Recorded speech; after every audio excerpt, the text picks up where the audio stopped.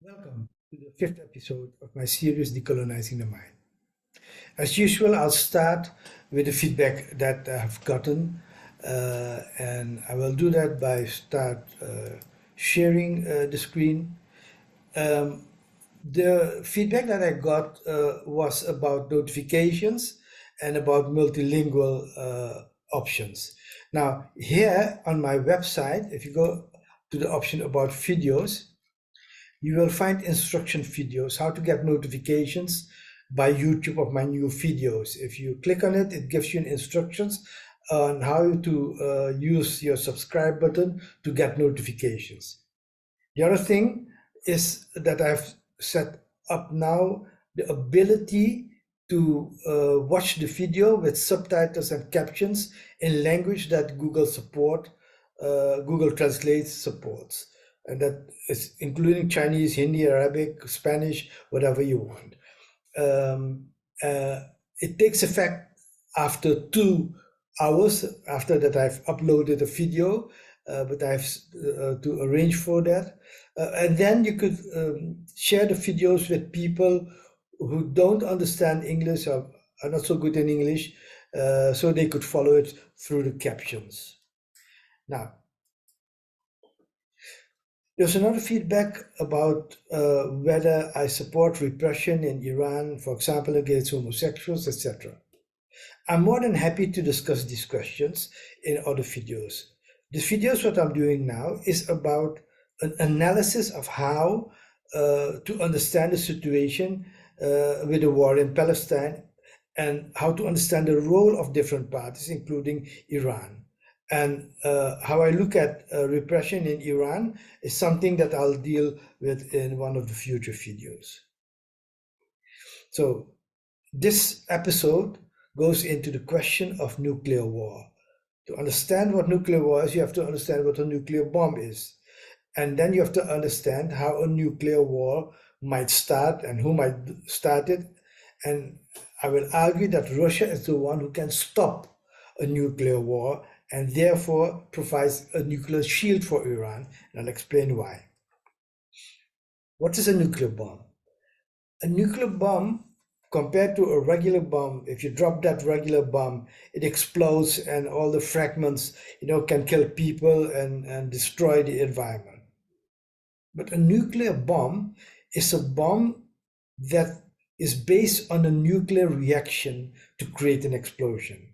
So there's something in that bomb that when it explodes, it generates an intensive blast wave, an intensive light, immense heat and radiation. It's not the pieces of the bomb that causes destruction, it's the nuclear reaction that goes with it. In Nagasaki in 1945, they used a bomb of 8 kilogram plutonium, and that bomb increased the temperature with 100 million degrees. The pressure, a million times greater than normal atmospheric pressure. And it had a power of 21 kiloton, which is 21,000 ton. And TNT is the unit of the power of an explosion. Now, 70 years later, one nuclear warhead has the power of 20 million kilotons. And that is, and then we have a situation in the world, we have 13,000 of these things. So you wonder, how can people, sane human beings, think of this? How is it possible? Now, what is the effect of a nuclear war? A nuclear war is not somebody throws a bomb and the other party throws one bomb and then it goes back and forth. No, no. A nuclear war is that once a party starts a war, they start with unleashing their major power, thousands of bombs. And the immediate effect is that hundreds of millions of people and animals will die. The ground of the earth will vaporize, melt, and pulverize because of firestorm. And then the dust particles goes into the stratosphere, blot out the sun, causes severe ozone depletion. The surface of the earth will cool. Global temperature could drop between 15 and 25 Celsius degree. And that is called a nuclear winter. which will last for centuries. Food production and distribution will come to a halt, and the rest of the world will die from starvation. Human civilization will end, and there probably will be a small group of survivors, but they will take thousands of years to build a new world civilization. This is the crazy effect of nuclear war. Who could think of it? And yet we have 13,000 of the warheads. So if you look at who has the motive to start a nuclear war, it's clear: colonial capitalists in the military-industrial complex in the US. Not politicians, not generals. So these capitalists, they want to maintain the capitalist economic order by military means. The military-industrial complex that governs the politics, the media, and the army in the United States. It's a collection of private companies that produce military arsenal, including nuclear bombs. They fund the campaigns of Democrats and Republicans. They attract retired generals of the US Army in their board. An example is Lloyd Austin, the current Minister of Defense, the Secretary of Defense. He was the former Central Command commander who commanded the troops in Iraq. After he retired, he went to the board of Raytheon Technologies, one of the major military companies, and became a millionaire through the work of his board. And then Biden brought him in as Minister, Secretary of Defense. So how it works is that the colonial capitalists, they organize the war. They organize it, and the politicians carry the message, and the generals execute the plan. And I'll give you one example from my book of an author, Caldecott, who explained how the Iraq war was organized by colonial capitalists. The army gave Lockheed Martin, one of the other major companies in the military-industrial complex. There are 4 or 5 major ones and a long list of other smaller ones. They got $100 million to prepare for how weapon systems could be used in Iraq long before the Iraq war started. And the former president of Lockheed Martin, Vice President Bruce Jackson, he was the one who organized it. He chaired the 2002 Coalition for the Liberation of Iraq with the support of the Bush government. He drafted the statements, which were then supported by many intellectuals and public figures. And basically, he brought together the infrastructure for the war in Iraq, and Bush just carried the message, and the general, executed the plan. Now, what's the motive for a colonial war? Well, since the start of colonialism, the motive has been money. Bernard Diaz del Castillo, one of the occupiers of Abya, formerly known as as the Americas, he says, "We came here to serve God and the king and also to get rich." In Iraq, the oil companies after the war set up their shops. Exxon Mobil, Chevron, BP, Shell, these are the largest oil companies. And the war enabled them to get control of the oil resources of Iraq. Now, what is the military machine about? It's about re-establishing and maintaining and expanding the hegemony of US imperialism and Western imperialism in general. The Western economic power. They use it now to institute boycotts to stop the rise of the global South. They use it to foment the war to kill the Russian military power in Ukraine. I'll deal with Ukraine in one of the future videos. They set up Israel as a garden for colonial power in Western Asia. And the US has 800 military bases for military control of the world. And these bases and the colonial capitalists decide whether a coup or a war is needed. And they've done it in Iraq, Libya, Bolivia, and through the history of US imperialism, they've done it hundreds of times. And it's all to establish this new US rule-based order that was established after World War II. Now, the only force that can stop US nuclear power and military power is Russia. I showed this table in one of the earlier videos where you can see that Russia has more nuclear warheads than the United States, 6,000 plus, United States 5,500, it's around 90. Now, so you have to look at how Russia looks at the US and Russia looks at the economic, political, military world order.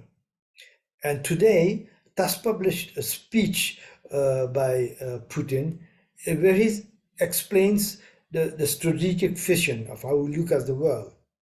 He says, today, Russia is not just actively participating in the formation of a new, fairer, multipolar world with equal rights and opportunities for all countries and civilizations. He uses the concept of civilization, and this is being used by Xi Jinping and others. So, and I use it in DTM as a category of analysis to understand the world. We are not only one of the leaders of this objective historical process, meaning the decline of the West and the rise of the rest, but I will say more, and everyone knows this, Russia is fighting on the battlefield for our future, for the principles of a just world order, for the freedom of countries and peoples. We are fighting consistently, and our soldiers and officers, our heroes, are fighting and losing their comrades in arms. And then he goes on. I will repeat again. The ruling elites of the United States and its satellites are behind the tragedy of the Palestinians, the massacres in the Middle East in general, the conflict in Ukraine and many other conflicts in the world, in Afghanistan, Iraq, Syria, and so on. So he clearly puts the blame for war on colonialism and on US, basically US capitalist elite. This has become obvious to everyone. It is they who install the military bases everywhere, who use military force on every pretext and without any pretext, who send weapons to conflict areas. They are also channeling financial resources, including to Ukraine and the Middle East, and are fueling hatred in Ukraine and the Middle East. So basically, Russia's strategy in the Middle East is to prevent the United States and Israel to maintain their colonial world order, and they are ready to support those forces who are going to fight in a new world order. That includes Iran. So how will Russia stop a nuclear threat? By deterrence. What does it mean, deterrence? It means if you start a nuclear war, then you know that the other party might respond.